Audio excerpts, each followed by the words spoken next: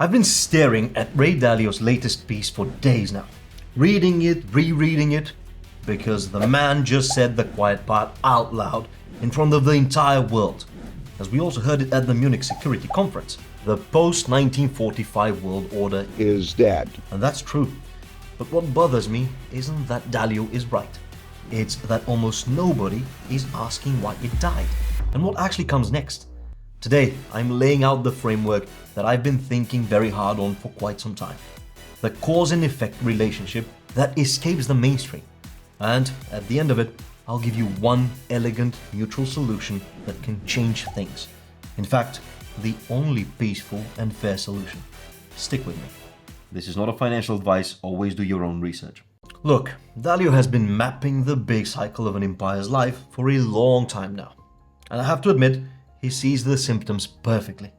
We're in stage 6, the Great Disorder. 5 kinds of war already happening.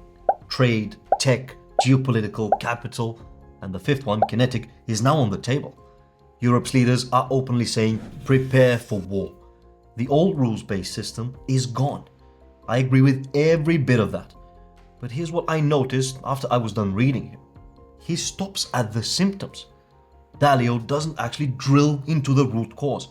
And without the root, you cannot see the only peaceful scenario. See, the real driver isn't great power rivalry in the abstract. It's the weaponization of the reserve currency itself. When the dollar is both constantly debasing through endless printing and used as a geopolitical hammer, cutting Russia off SWIFT, freezing their reserves, something fundamental breaks. Other countries look at that and think, if they can do it to Russia today, they can do it to me tomorrow. So they stop wanting to hold dollars. They stop wanting to settle trade in dollars. Trust vanishes. And remember, trade is the ultimate form of cooperation. When you cannot trust the money you're using to trade, cooperation collapses. And when cooperation collapses, the default setting for humans is competition, then conflict. It seems to me that that's exactly what we're watching in real time. For over 50 years, the dollar was the neutral-ish backbone of global trade. Win-win for everyone. But once it became weaponized, the game changed big time. Now, the dominant currency is also the dominant threat. Historically, every world order was installed by the winner of a major war. One superpower dictates the terms, sure, and we've done that twice in the last century. But here's what almost no one is saying out loud. We actually have a chance to do something different this time. We don't have to wait for another world war to reset the rules. We can adopt a form of money that no single country can print or weaponize. A neutral settlement layer that lets trade flourish without one player holding a loaded gun to everyone else's head. So here's the question I want to sit with for a moment.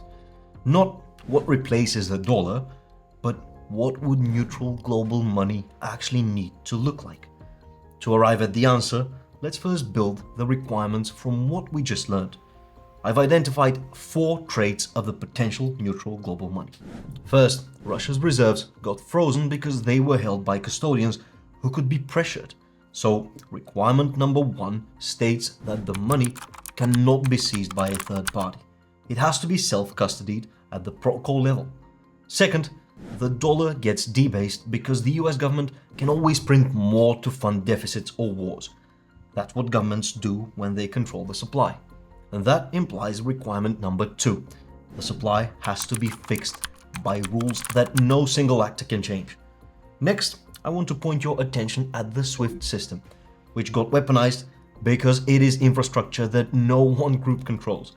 So, logically, requirement number 3 states that the payment rails have to belong to no one.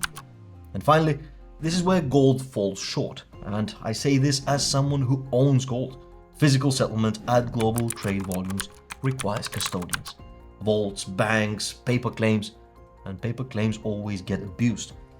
And so, our final requirement for the neutral global money is that it has to settle digitally, finally, without a trusted intermediary. 4 requirements, all derived from documented real-world failures. Now, does anything actually meet all 4? Let's take a look at a few contenders. Gold meets requirements 1 and 2, but fails 3 and 4, you still need trusted vaults and banks to move at scale. That's exactly how we ended up with fiat in the first place, guys, remember? And what else then? The Chinese yuan fails 1 and 2 immediately. China controls the supply and can freeze accounts at will, so no. Then perhaps the IMF special drawing rights fit the bill? Well, not quite. They're controlled by a committee of the same powers causing the problems. Fails requirement number 3. And then there's one more candidate. That is Bitcoin.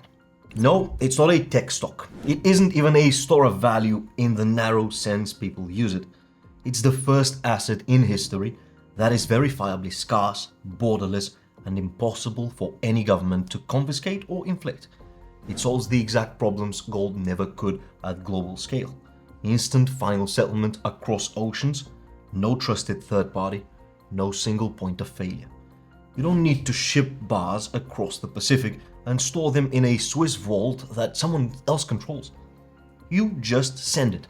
And because no one owns the network, no one can weaponize it. Russia can't be cut off. China cannot be frozen out. The US cannot print more of it to fund deficits. It's neutral by design. That signal property changes the incentive structure of entire nations. Trade becomes safer, cooperation becomes rational again. The fifth type of war, actual shooting, becomes dramatically less likely when money itself stops being a weapon. Look, I love gold. In fact, I do own some. But let's be honest with ourselves. Every time we tried a gold standard in the past, we eventually layered fiat on top of it because physical gold is terrible at moving and settling at global trade volumes. You end up right back where we started, trusting banks and governments to issue paper claims on the gold. And those claims always get abused. The Peter Schiffs of the world see the problem but stop at one step short. They want to go back to the metal without fixing the transport and settlement flaws that created fiat in the first place. Well, Bitcoin doesn't recreate those flaws. It removes them at the protocol level altogether. This is the part that confuses almost everyone. Bitcoin still moves like a risky growth asset. But why is that? Because most people still don't understand it.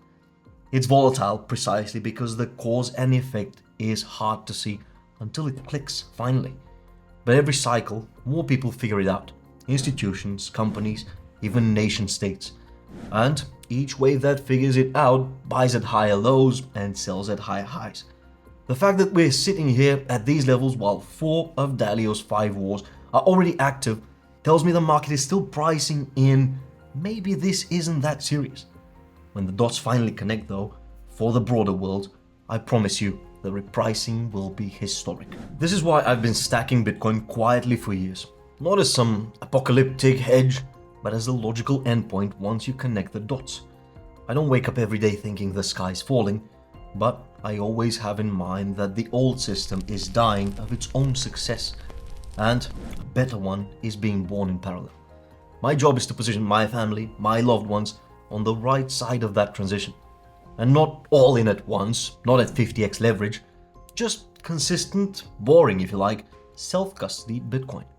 Because when the next leg of disorder hits, I want the majority of my savings in the one asset that no government can print or seize. So yeah, Dalio is directionally right. The old order is dead. But the path forward doesn't have to be another world war that crowns a new emperor.